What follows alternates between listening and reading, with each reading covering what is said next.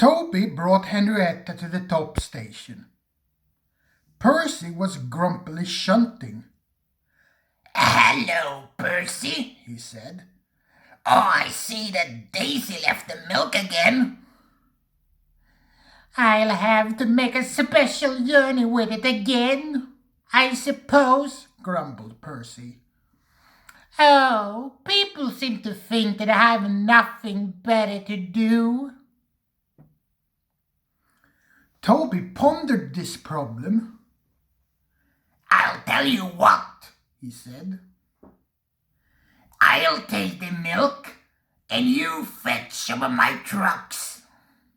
Their drivers and the station master agreed, and both engines set off. They thought it would be a nice change.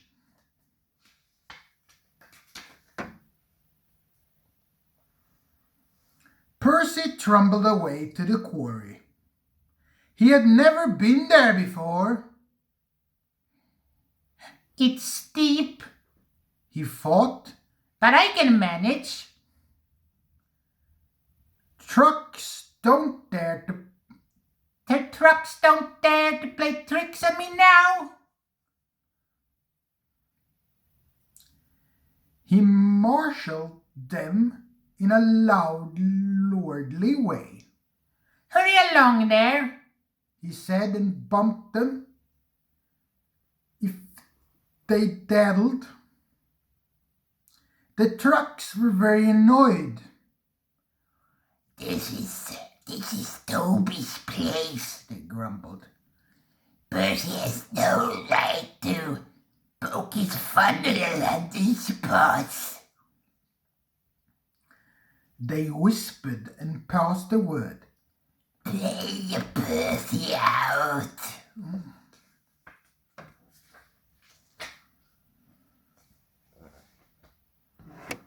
At last they were all arranged. "Come along," said Percy. "No nonsense." "Oh, we will give him nonsense, all right," giggled the trucks.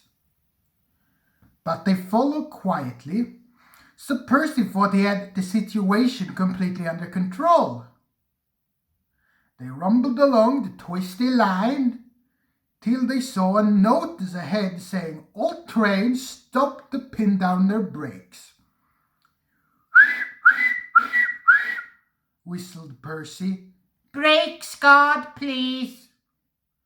But before the guard could check the brakes, the truck surged forward. On," they cried. Percy, taken by surprise, could not stop them, and in a moment they were shearing down the hill.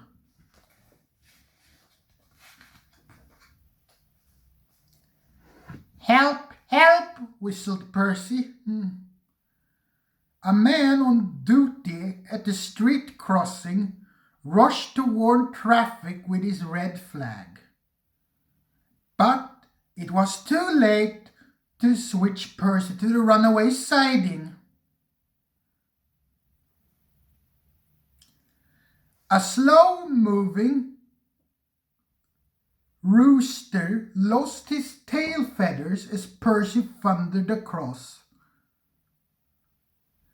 But Percy couldn't be bothered with him right now. There were other things to worry about. Frank was desperately trying to grip the rails. He slid past the engine shed into the yard. "Look out," he whistled. His driver and fireman jumped clear. Percy shut his eyes and waited for the end.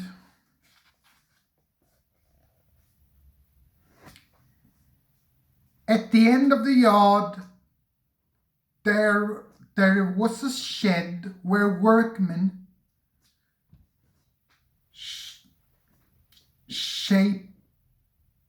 shape rough stones brought from the quarry. Then they load them into trucks, which are pulled to another siding out of the way. A train of those stood here when Percy came slithering down. The god had left his van. He was talking to the station master. They heard frantic whistling and a crash. They rushed from the office. The brake van was in smithereens. Percy, still whistling fit to burst, was pierced on a couple of trucks, while his own trucks were piled up behind him.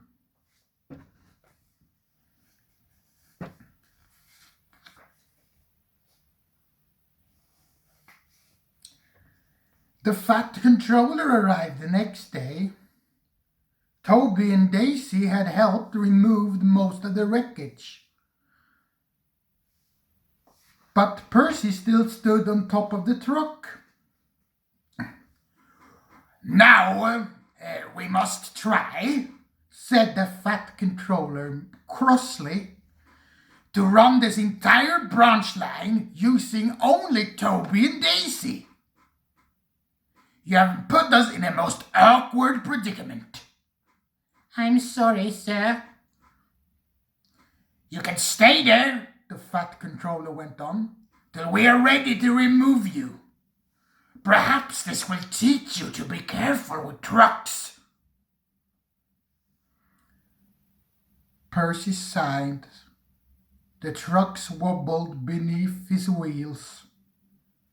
He quite understood what an awkward predicament meant.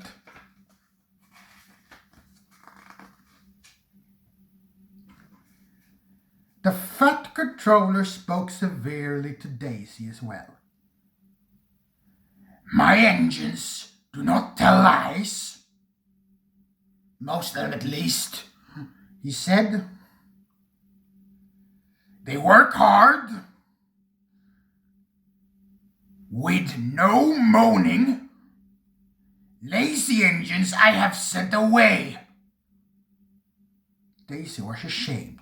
However, he went on, Toby says that you worked hard yesterday following Percy's accident.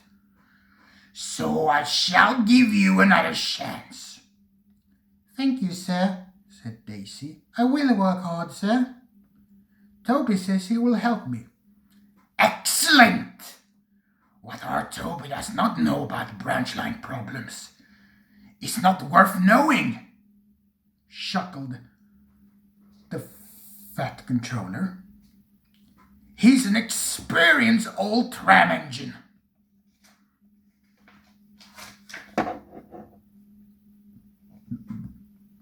Thomas came back the next day, and Percy was sent away to be mended. Annie and Clarabelle were delighted to see Thomas again, and it took them for a run at once, because they hadn't been out while he was away. Thomas, Toby, and Daisy are now all great friends. Daisy often takes the milk for Thomas, and when Toby is busy, she takes Henrietta. Toby has taught Daisy a great deal. She shooed off a cow off the line all by herself the other day. That shows you, doesn't it?